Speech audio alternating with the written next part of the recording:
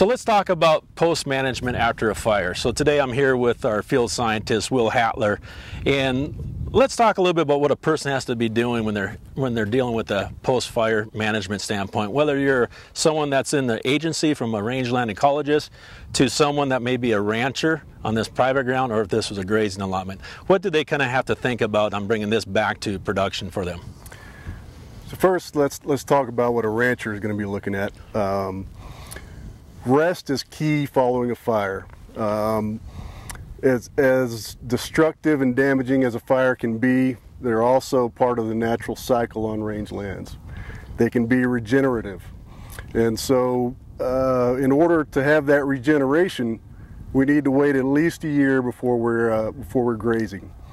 And part of that is monitoring. We have to monitor the rangeland to assess what's coming back, essentially. The only way to know what's coming back is if you're out there taking a look. Yep. So moving on to a BLM manager, I think they're probably waiting a little bit longer. They're going to wait 2-3 years before they allow any grazing. And in that time, you know, plants are going to start to come back.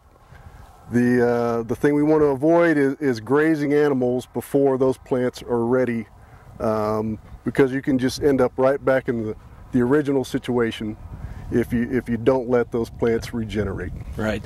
You know, and you hit a key thing when it comes to managing rangeland beyond a fire, is you just can't say weather's going to be typical like last year. So you need to get out there and look at the weather and what we got.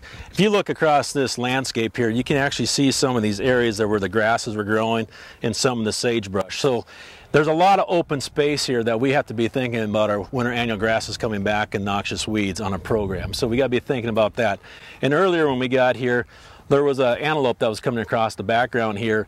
And so you start thinking about livestock and wildlife. You know, there's a little bit over 6,600 acres here that burnt. This could have been a lot larger if there was a lot of winds. So those animals are traveling a lot further because you can't pull them off, right? For a year, this is their home. So they're out here all the time. But we definitely got to look at a year.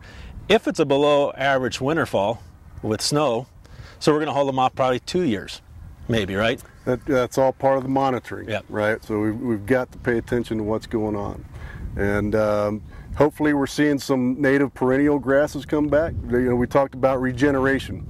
It could be on some sites where we had a lot of invasive winter annual grasses.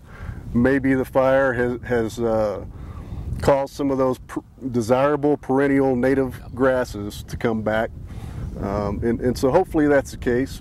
If we see the invasive grasses coming back, we need to start thinking about management at some point.